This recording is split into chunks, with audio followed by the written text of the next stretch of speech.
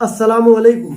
फ़लस्तीन और इजराइल के बीच में जो वार चल रहा है, इस वार में हमारी गोदी मीडिया और भक्त ये दिखाना चाह रहे हैं कि इजराइल में जो लोग मारे जा रहे हैं वो मासूम हैं और फ़लस्तीन में जो लोग शहीद हो रहे हैं वो लोग टेररिस्ट हैं। तो आइए देखते हैं कि दर हकीकत इसकी सच्चाई क्या है। अस्सलाम वालेकुम warahmatullahi wabarakatuh। मेरा नाम है मोहम्मद और welcome back to my channel. Israel और हमास के बीच में एक नया जंग, जहां पर इसराइल के प्राइम मिनिस्टर नेतन्याहू ने कहा कि अब ये फुल फ्लेज जंग शुरू हो चुकी है फ़लस्तीन के हमास के ग्रुप के साथ, जहां पर बताया जा रहा है कि कई सारे फ़लस्तीनी लोग शहीद हो चुके और साथ ही साथ इसराइल के भी कई सारे लोगों की वहां पर डेथ हुई। और मेन स्ट्रीम मीडिया में यहाँ पर इसराइल को इनोसेंट बताया जा रहा है, जबकि असलियत कुछ और है। इस वीडियो में मैं आपको डिटेल में बताऊंगा कि क्या है असल रीजन जिसकी वजह से ये जंग शुरू हुई है। देखते हैं इस वीडियो में डिटेल में। कई महीनों तक खामोशी छाई हुई थी मिडिल ईस्ट में, पर अब सडनली इसराइल और हमास एक दूसरे से बहुत बुरी तरह लड़ना शुरू कर चुके और देखते ही देखते आज नेतन्याहू जो है इसराइल का प्राइम मिनिस्टर, जो ऑलरेडी एक बहुत बड़ा दहशतगर्द है, उसने डिक्लेयर कर दिया कि ये एक मामूली मारतोड़ नहीं है, बल्कि ये एक फुल फ्लेज्ड जंग शुरू हो चुकी है और ये बहुत बड़ी जंग रहने वाली है। सिमिलर स्टेटमेंट हमास के भी कई सारे लीडर्स ने दिया कि ये जंग सबसे बड़ी जंग रहेगी। अल्लाहू अकबर। फलस्तीनी ग्रुप हमास ने कहा कि उन्होंने लॉन्च किया ऑपरेशन अल अक्सा फ्लड। ये इसराइल के खिलाफ इन्होंने एक नया ऑपरेशन स्टार्ट किया और बताया जा रहा है कि ये सबसे सीरियस और सबसे खतरनाक किस्म की जंग शुरू हो चुकी इसराइल और हमास के बीच, जो पिछली बार देखी गई थी 2021 में, जब हुआ था 11 दिन की जंग इन दो के बीच में। हमास ने कहा कि उन्होंने 5000 रॉकेट्स को इसराइल में मारा है। इसी को देखते हुए इसराइल का army spokes person Daniel Hagari ने कहा कि हमास के लोग जमीन, हवा और पानी, तीन तरफ से इनके ऊपर एक ऑल आउट वॉर शुरू कर चुके रॉकेट्स का फायर करते हुए। और सबसे पहला जो रॉकेट्स का फायरिंग शुरू हुआ वो वहां के मॉर्निंग 6:30 AM से शुरू हुआ, मतलब कि फजर की नमाज पढ़ने के बाद हमास ने अपना जंग डिक्लेयर कर दिया। और इसके बदले अब इसराइल कह रहा है कि उन्होंने भी अपना ऑपरेशन स्टार्ट किया हमास के खिलाफ, जिसका नाम उन्होंने रखा ऑपरेशन आयरन स्वॉर्ड्स। और यहाँ पर एक खास पॉइंट आपको नोट करना चाहिए, ये सडन एक दूसरे के खिलाफ जो बमबारी शुरू हुई वो हुई एक ज्यूइश फेस्टिवल की शुरुआत में, जिसका नाम है सुकोत। और ये पॉइंट मैं आपको आगे एक्सप्लेन करूंगा कैसा ये एक बहुत अहम हिस्सा बना इस जंग के लिए। अब आखिर ये फायरिंग हुई किधर और किस तरह से दोनों कंट्रीज एक दूसरे के साथ लड़ रहे हैं। बताया जा रहा है इसराइली इंटेलिजेंस के हिसाब से कि रॉकेट्स जो हमास ने उड़ा है वो टेल अवीव में आकर गिर रहे हैं और साथ ही साथ हमास के कई सारे फाइटर्स सदर्न इसराइल में एंटर होकर वहां पर बमबारी कर रहे हैं, गोलियां बरसा रहे हैं। सिर्फ इतना ही नहीं, इसराइली मीडिया ने यह भी कहा कि कई सारे इसराइली सिविलियन एरियाज के बीच में हमास के लोग आकर गोलियां बरसा रहे हैं और कुछ सोशल मीडिया पर वीडियोस भी सर्कुलेट वो लोग कर रहे हैं इस चीज को प्रूफ बताते हुए। लेकिन शुरू से पता है कि इसराइली मीडिया और इसराइली जो फोर्सेस है वो साइकोलॉजिकल वॉर बहुत जबरदस्त खेलते हैं, पब्लिक का सिंपैथी गेन करते हुए। तो इन वीडियोस के पीछे कितनी असलियत है इसके बारे में अभी कुछ दिया नहीं गया, लेकिन इनके इस तरह से स्टेटमेंट्स आ रहे हैं। और इसके बदले इसराइल ने अपने फाइटर जेट्स को छोड़ा हमास के ऊपर बमबारी करने के लिए गाजा स्ट्रिप के इलाके में।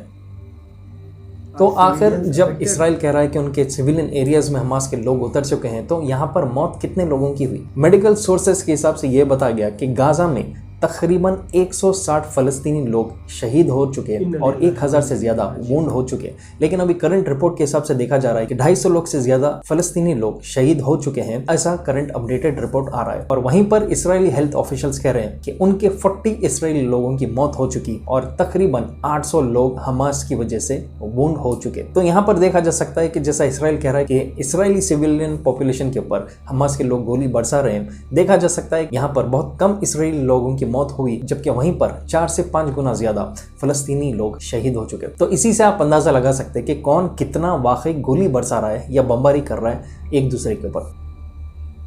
अब देखते हैं कि असली स्टोरी क्या है, क्यों हमास ने बैठे बैठे एकदम जंग का ऐलान किया इसराइली के ऊपर। क्योंकि मीडिया में ऐसे ही बताया जा रहा है कि इसराइल अपनी जगह खामोश बैठा होता, सुकून से बैठा होता, और हमास के लोगों ने इस चीज को छेड़ा और एक नया तमाशा शुरू किया। क्या है इसके पीछे राज जो हमास ने सडनली उसने रॉकेट्स फायर किया? हमास का स्पोक्स पर्सन खालिद कदोमी ने अल जजीरा को कहा कि अल अक्सा के ऊपर पिछले कुछ दिन से तमाशे शुरू कर रहे हैं इसराइली फोर्सेस और इसराइली सेटलर्स। तो यहाँ पर थर्ड होली साइट पर कंटिन्यूस इसराइली सेटलर्स तमाशे करते रहते हैं, फोर्सफुली वो एंटर करना शुरू किए हैं, जिसकी वजह से फलस्तीनी लोग काफी परेशान हो चुके हैं। जैसा मैंने आपको वीडियो के स्टार्टिंग में बताया, सुकोत ये एक ज्यूइश फेस्टिवल है जो अभी रिसेंटली स्टार्ट हुआ और पिछले कुछ दिन पहले एक न्यूज़ आया था जहां पर यह बताया गया कि वहां के इजरायली सेटलर्स वो लोग फोर्सिबली ज़बरदस्ती करते हुए अल अक्सा कंपाउंड में वो लोग एंटर होना शुरू हुए 5th डे ऑफ सुकोत उनके फेस्टिवल के, और वो फोर्सिबली एंटर करके वहां पर अपना ताल्मुदिक रिचुअल्स कैरी आउट करना शुरू किए। मतलब कि उनके जो बिलीव है, उनके जो रिचुअल्स है, वो लोग फोर्सिबली एंटर करके अल अक्सा कंपाउंड में वो जबरदस्ती और गुंडागर्दी करते हुए अपने रिचुअल्स को स्टार्ट किए। एक तरह से वो बताना ये चाह रहे हैं कि अब अल अक्सा कंपाउंड हमारे अंडर है और हम जब चाहे यहाँ पर एंटर हो सकते हैं, अपने तमाशे कर सकते हैं। सिर्फ इतना ही नहीं, उनके साथ इजरायली फोर्सेस भी साथ एंटर हो रहे थे, उनको पूरी तरह सपोर्ट देते हुए।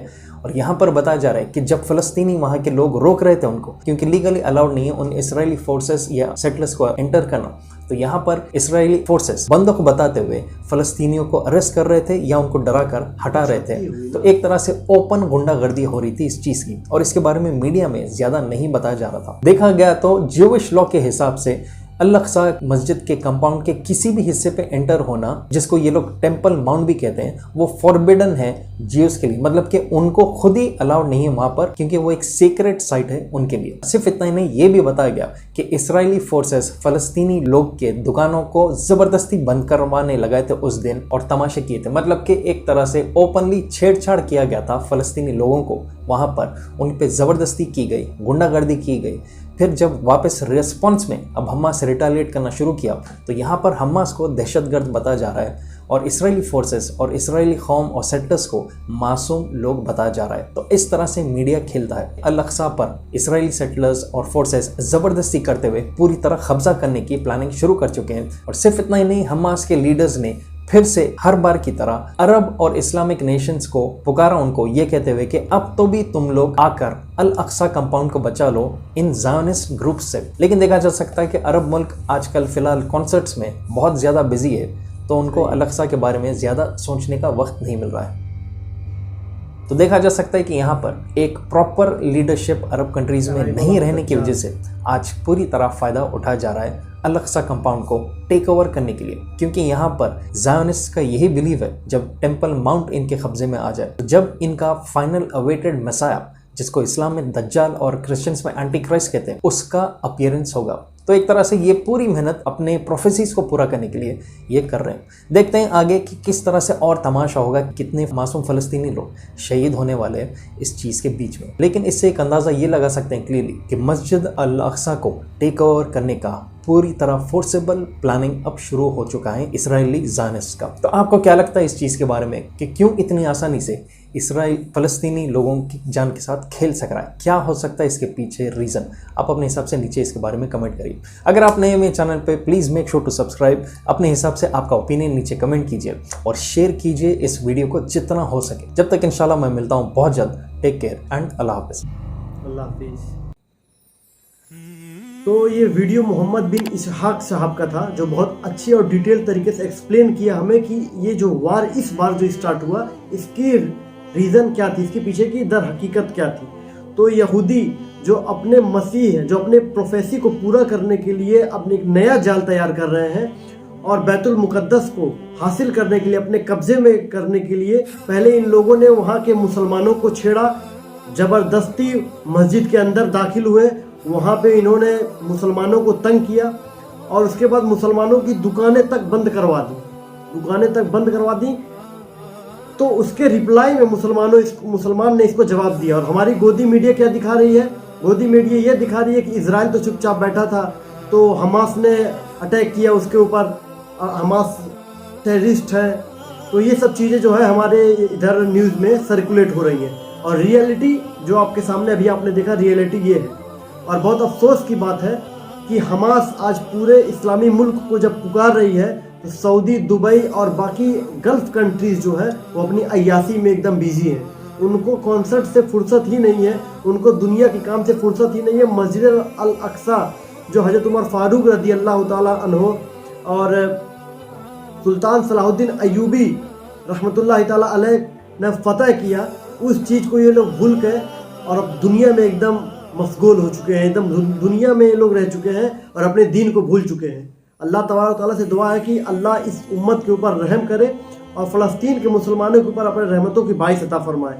और जो लोग अल्लाह की राह में बैतुल मुक़द्दस के लिए शहीद हो रहे हैं, अल्लाह तबारक व तआला उनको जन्नतुल फिरदौस में आला से आला मुकाम अता फरमाए।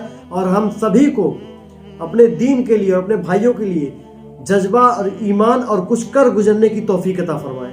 आमीन। अगर आपको हमारा वीडियो पसंद आ रहा है तो चैनल को सब्सक्राइब करें, वीडियो को लाइक करें। मिलते हैं इंशाअल्लाह नेक्स्ट वीडियो में, तब तक के लिए अस्सलामु अलैकुम।